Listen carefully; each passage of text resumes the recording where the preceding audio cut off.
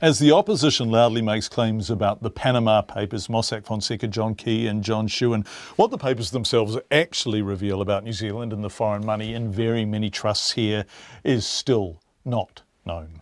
It's clearly a treasure trove of documents, but not one New Zealanders have access to, except for Peter Bale. Much of the journalistic work on this is being done by the International Consortium of Investigative Journalists, which exists under the wing of the Centre for Public Integrity. And the head of that is a New Zealander, Peter Bale. I asked him via Skype, when will we be able to see, rather than speculate about, the New Zealand-related material in these papers?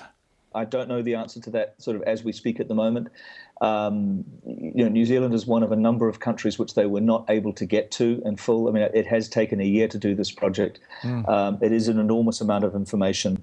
They've had hundreds, thousands of requests for information from countries all over the world about this. I mean, they have done places like Argentina and Brazil. Iceland, as you know, have been in the consortium from the start. I would say in the next very short while there will be people that they will have worked out in New Zealand can manage it, but also it will be pretty much online, in the next couple of months or so, and searchable in the same way as our offshore leaks project was about 2 years ago. Yeah, which is extraordinary to be able to search this information. Yeah. You mentioned Iceland, and of course the Prime Minister's gone. Do you expect that there will be more such departures on the basis of what is revealed? I don't know. I think we're at a phase now where it is up to the governments and up to the regulators to take further action. I suspect we will see a lot more activity in the banking world. I mean, Mossack Fonseca, the company, the legal firm involved in this, argues that it was only doing the bidding of its clients. Those clients were in general banks. The UK Financial Services Authority, or Financial Conduct Authority, has asked all the banks in the UK to report their contact with Mossack Fonseca. I think we're going to see waves of the story wash further through, particularly in individual sectors like banking. We have an excellent story in the art world around the use of offshore companies to prop up the art world. I think you'll see more sort of wash through some of these separate industries. We also don't have control exactly over what our partners, what partners in given countries have done. I don't know what more The Guardian has to come, for example.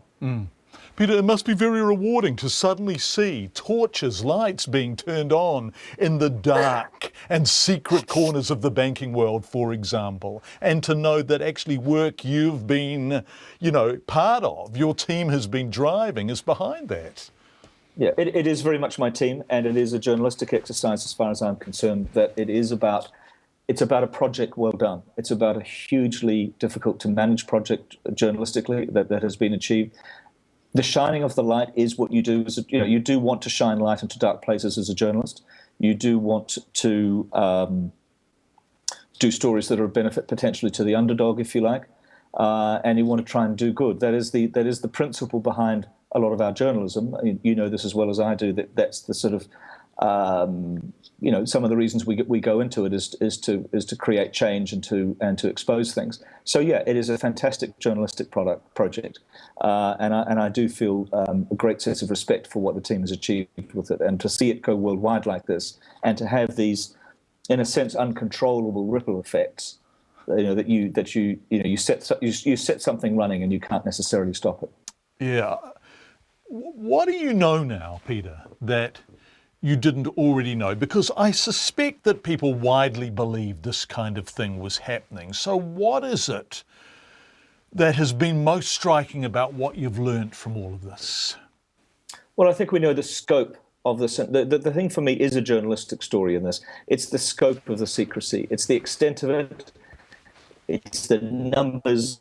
It's just pulling back a veil on something we kind of knew was there, but the elaborate lengths that people go to are now very much exposed. The Russian dolls that are just sort of one company inside another, inside another, and inside another.